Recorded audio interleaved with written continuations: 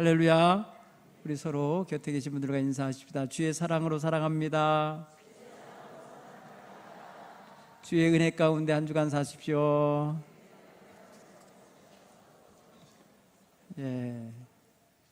지난주에 체육대회 때문에 한 주간 내내 즐거우셨으리라 믿습니다. 경품 받으신 분들은 더 즐거웠겠죠. 근데 저는 발을 다쳐가지고 일주일 동안 치료받으며 지냈습니다. 그 마구잡이 여자 축구에 담임 목사 끼어 넣어가지고 그거 조금 뛰다가 발목을 접질렀습니다. 근데 지금 잘 치료받았습니다. 감사해요. 한 주간도 여러분 또 승리하시면서 이 추운 일기 가운데 몸 상하지 않게 사시길 간절히 바랍니다. 특별히 지난 목요일엔 찬비가 많이 내려서 또 계절을 또 겨울로 함께 이끌어 갔습니다. 특별히 여러분 이번 주간에는 또 우리 감리교회는 커다란 행사가 또 하나 진행되는데 입법총회라 해서 감리교 장정을 바꾸는 그런 커다란 작업이 있습니다. 위해서 기도해 주시기 바랍니다. 오늘 이 시간은 우리가 하나님 앞에서 정말 내 처지가 어떤 처지에 있어도 내가 하나님을 알고 하나님을 사랑하고 하나님의 은혜와 구원의 은총을 받은 사람으로서 능히 희망의 소식과 기쁜 소식을 전할 수 있는 사람이라는 걸 깨닫는 시간이 되기를 바랍니다. 오늘 성경을 보면은 초반부 이야기를 가만히 보면은 좀 불행한 한 가정 이야기가 등장합니다.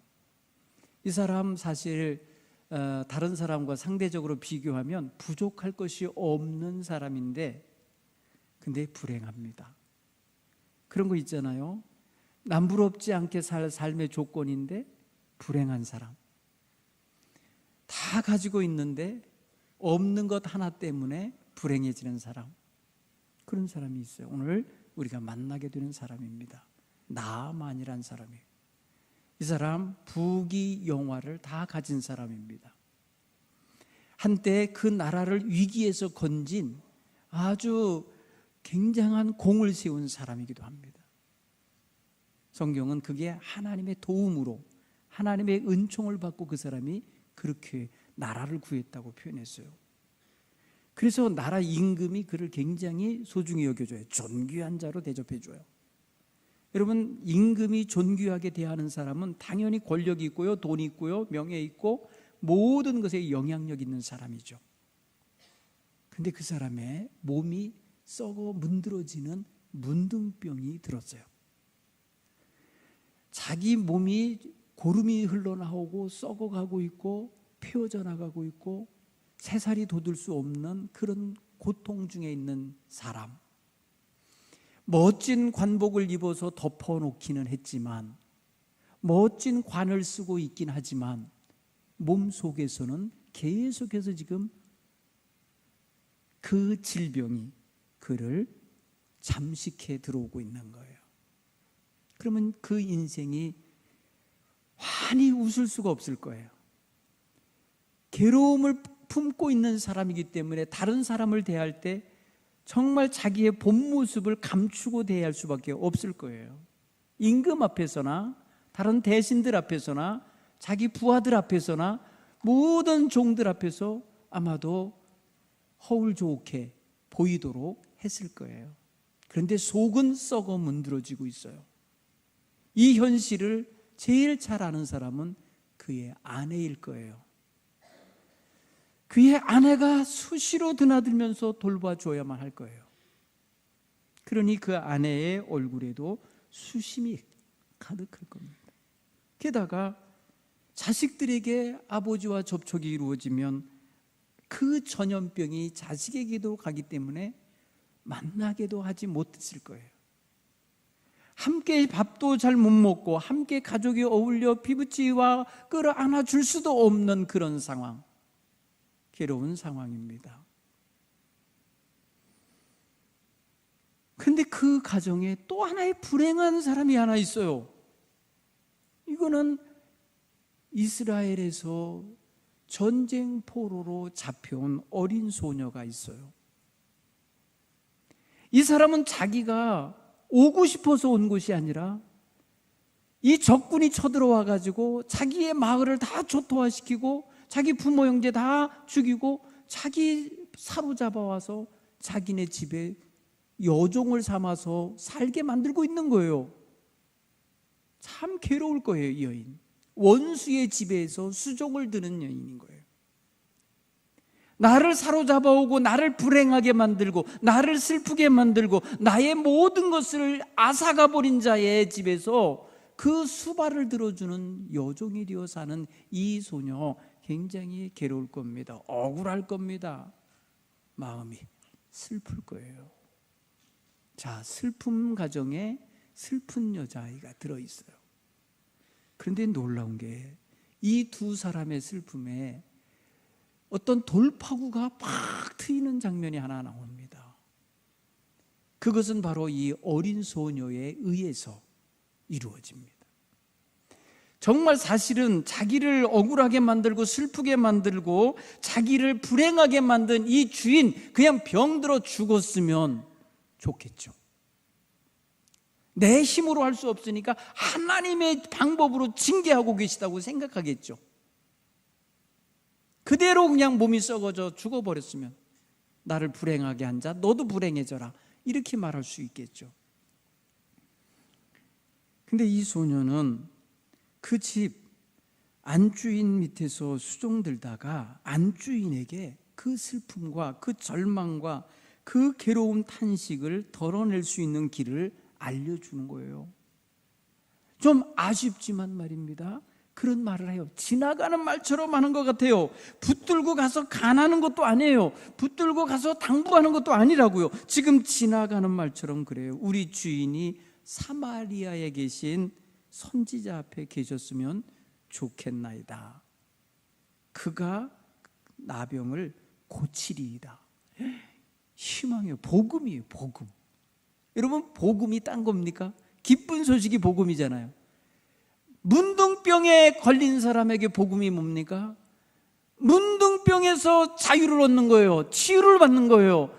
회복을 될 수 있다는 거예요. 얼마나 그동안 백방으로 노력해 봤겠어요. 좋은 약재 얼마나 많이 써봤겠어요. 좋은 의사들, 그 고관대작이니까 얼마나 많이 데려다가 자기 몸을 보여주며 비밀로 해달라고 하며 돈 먹여가면서 치료해 보려고 했겠어요.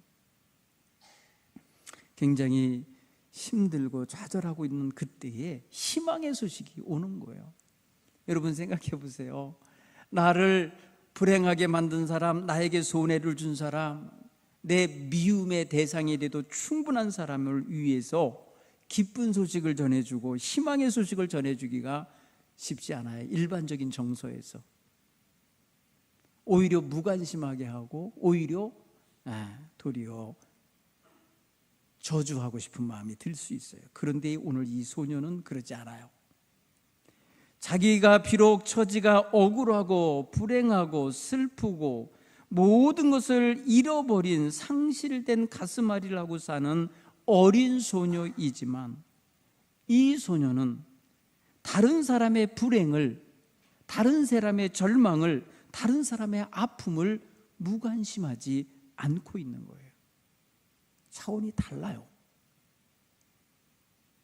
아마도 이 주인이나 주인 아주머니는 이 어린 소녀가 남의 땅에 끌려와서 종살이 하는 것에 대해서 얼마나 동정을 했는지 모르겠어요. 얼마나 사랑을 해줬는지 모르겠어요. 그런데 보니까 이 주인 아내의 수종을 들고 있는 여자아이가 지금 자기를 불행케 만든 그 주인의 병마를 고칠 방법을 알려주는 거예요.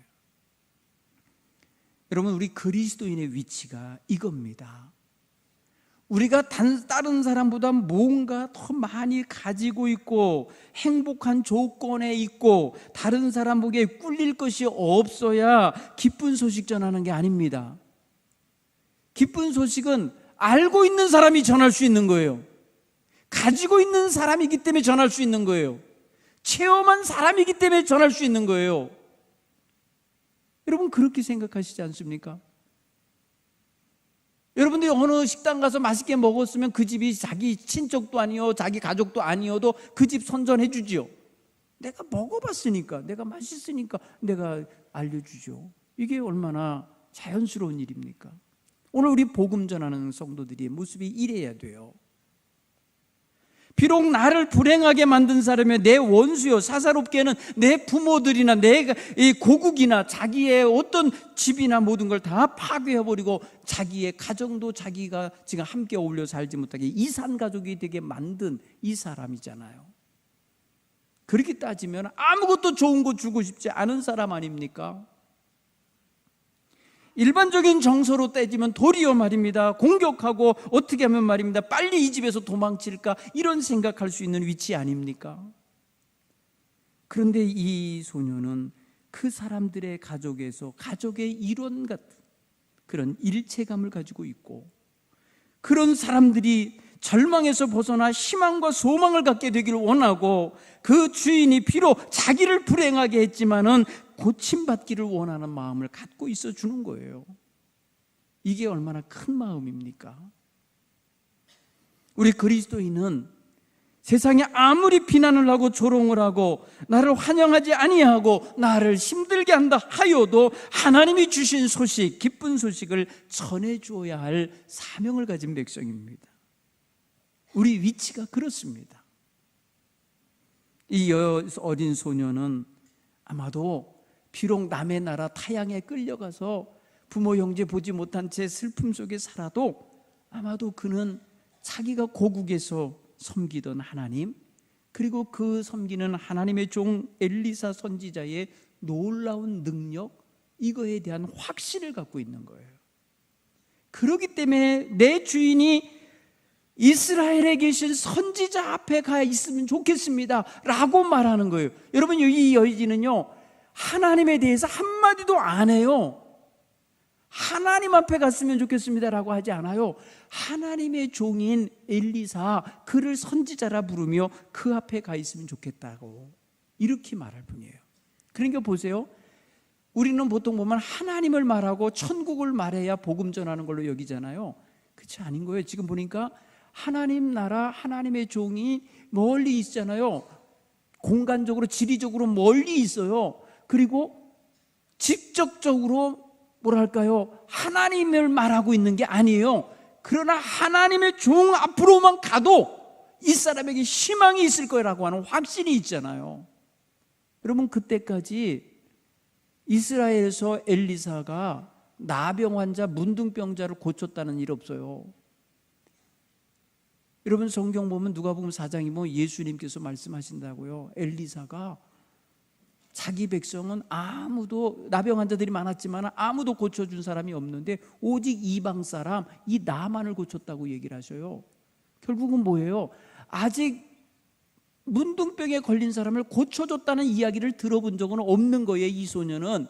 그런데 이 하나님의 종 앞에 가면 그가 이 나병을 고치리이다 이렇게 말하고 있는 거예요. 이 말은 뭐예요? 이 소녀는 자기가 비록 남의 나라에 끌려와서 전쟁 포로가 되어갖고 이렇게 남의 집에 여종이 되어 있지만 지금 저 자기의 고국에 있는 하나님의 종 엘리사 앞에 가면 이 사람 고침받을 수 있다는 확신이 있어요. 이게 놀라운 거예요. 그 확신을 가지고 말 한마디 한 겁니다. 한마디. 그랬더니 그것을 여주인이 듣고는 득달같이 가서 자기 남편에게 말한 거예요. 이 히브리 여자, 이 소녀가 이런 말을 했습니다. 희망이 있어요 라고 말해줬겠죠. 그러니까 이 나만이라는 사람은 자기 몸에 썩어가고 있는 이 질병을 현실적으로 경험하고 있는 사람이잖아요. 실존적인 문제인 거예요. 그 사람에게는 지금 돈 한 푼이 더 중요한 게 아니에요. 이 사람은 명예 한 칸 더 올라가는 게 중요한 게 아니에요. 무슨 옷을 입느냐가 중요한 게 아닌 거예요. 이 사람에겐 지금 자기의 실존적인 문제, 자기를 죽여가고 있는 병이 자기 몸에 구체적으로 있어요. 고름을 흘려보내면서 있어요. 냄새를 풍기면서 있어요. 이 현실을 타개할 수 있는 방법이 있다는 거예요. 타개할 수 있는 길이 있다는 소식을 들으니까 복음으로 받아들인 거예요. 여러분, 복음으로 접수된 사람은요, 그 복음을 위해서 목숨을 걸고 가게 돼 있죠. 빛을 본 겁니다. 어둠 속에 있던 이 사람이 빛을 본 거예요. 그리고는 그 소식을 자기의 임금에게 말합니다. 자기의 주인 왕에게 가서 말합니다. 왕이시여, 우리 집에 지금 히브리 여자 하나의 소녀 잡아온 애가 있는데 얘가 이런 말을 하더이다. 이랬더니 왕이 반색을 하는 거예요. 아, 그러냐? 그러면 가라. 갈지어다. 여러분, 이 왕의 참모, 최고 참모는요, 어디를 가려면 왕의 허락이 있어야 가는 거 아니에요. 국경을 넘어가야 되는 거예요. 남의 나라로 들어가야 되는 거예요. 위험할 수 있는 거예요. 그러니까 왕의 허락을 받고 왕이 허락하여 호위 군대를 데리고 가게 돼 있어요. 병사들을 데리고 갑니다. 그러면서 왕이 그에게 외교 문서 하나를 써서 보내주겠다고 그래요. 그러니까 보세요. 이 어린 여자 아이의 입에서 나온 말 한마디가 그 제국, 이 아람 제국을 이끌어가는 임금으로 움직이고 있는 거예요. 임금으로 하여금 자원해서 편지를 쓰게 만들고 있는 거예요. 그래서 이스라엘 임금에게 보내게 하는 거예요. 자, 보세요. 여기 보면 이방 사람들 다 이 여자아이가 전해주는 소식, 그 짤막한 말 한마디에 다 뭘 발견했어요? 희망을 발견한 거예요. 빛을 본 거예요. 기대감이 넘치게 된 거예요. 그런데 놀랍게도 7절에 보면 이스라엘 임금, 사람을 죽고 살게 하시는 이가 하나님이라는 걸 알고 있는 임금은 그 외교 문서를 받고 절망해 버립니다. 네가 무슨 하나님이라고 나한테 고쳐보내라고 그래? 이렇게 하면서 이거는 외교적으로 나를 지금 시험하고 나를 지금 테스트하는 거구나. 내가 이걸 했냐 안 했냐에 따라서 전쟁이 일어나고 안 일어나고가 벌어지겠구나 하고 아주 이상한 방향으로 이 이야기를 끌어갑니다. 임금은 하나님이 살고 죽고를 결정하는 분이라는 걸 알면서도 그런 문제를 하나님께로 묻거나 하나님 종에게로 보낼 생각을 하지 않고 자기가 끌어안고 자기가 해결해야 되는 줄로 알고 절망하고 있어요. 오히려 절망병이 누구에게 왔냐? 하나님을 믿고 있는 이 사람에게 들어와 있어요. 여러분, 오늘 보세요. 어두움을 가진 사람은 빛을 보면 그 빛이 나는 곳을 향하여 바라보게 되어 있고 그 길을 향하여 가게 되어 있어요. 여러분, 빛을 본 사람은 빛을 향하여 가게 되어 있다고요. 우리는 빛의 백성들이에요. 우리는 빛 가운데 있는 사람들이고 너희는 세상의 빛이라. 너희 안에 그리스도의 빛이 있다. 주께서 분명히 우리에게 선언하고 계신 거예요. 우린 빛이에요. 어둠 속에 있는, 절망 속에 있는, 탄식 가운데 있는 이들에게 우리는 존재 그 자체가 빛이에요.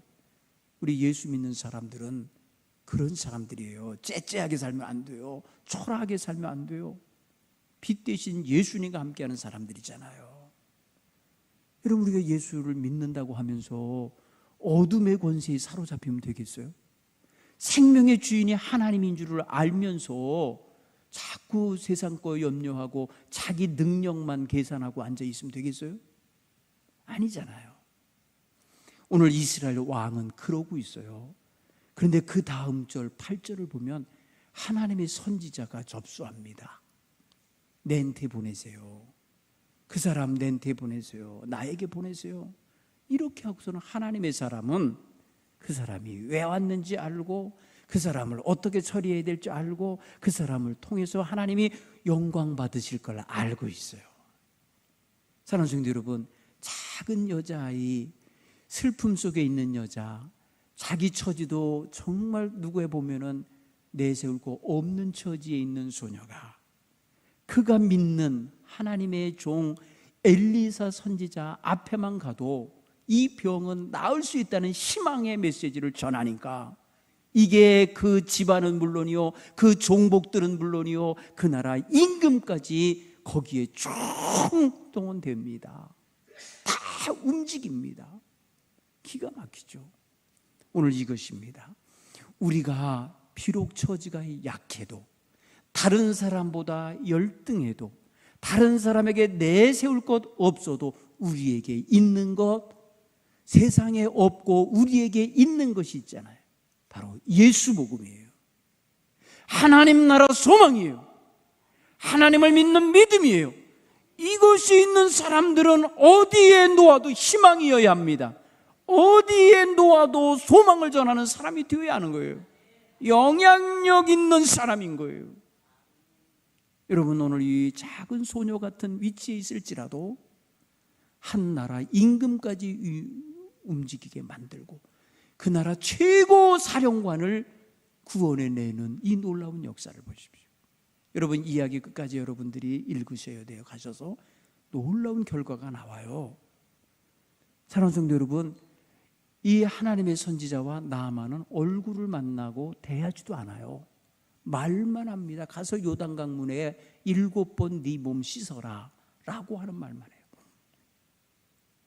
이 사람은 가면서 투덜대고 가요. 근데 우리나라의 이 요단강, 이 개천보다 못한 강이 어디 있어? 우리나라 강이 훨씬 더 좋아, 훨씬 더 깨끗해. 왜 여기 와서 몸을 씻으라고 그래? 이러면서 투덜대고 그냥 가려고 그랬어요.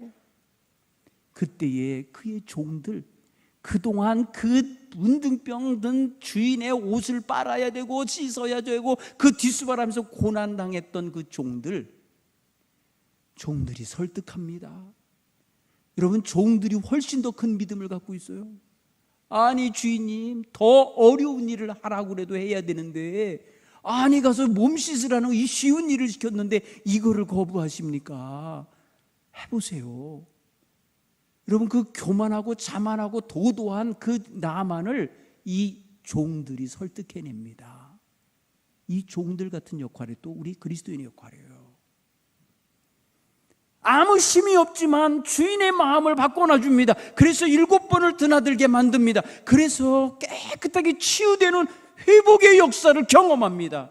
여러분, 이건 여러분 한 사람의 경험이 이제 집단 경험이 된 거예요. 한 환자의 경험이, 한 환자가 치유되는 과정이 결국은 그를 둘러싸고 있는 모든 사람의 집단 경험이 되는 거예요. 집단이 치료되는 거예요. 거기 따라온 부인들, 거기 따라온 종들, 거기 따라온 그 소녀도 왔을 거예요.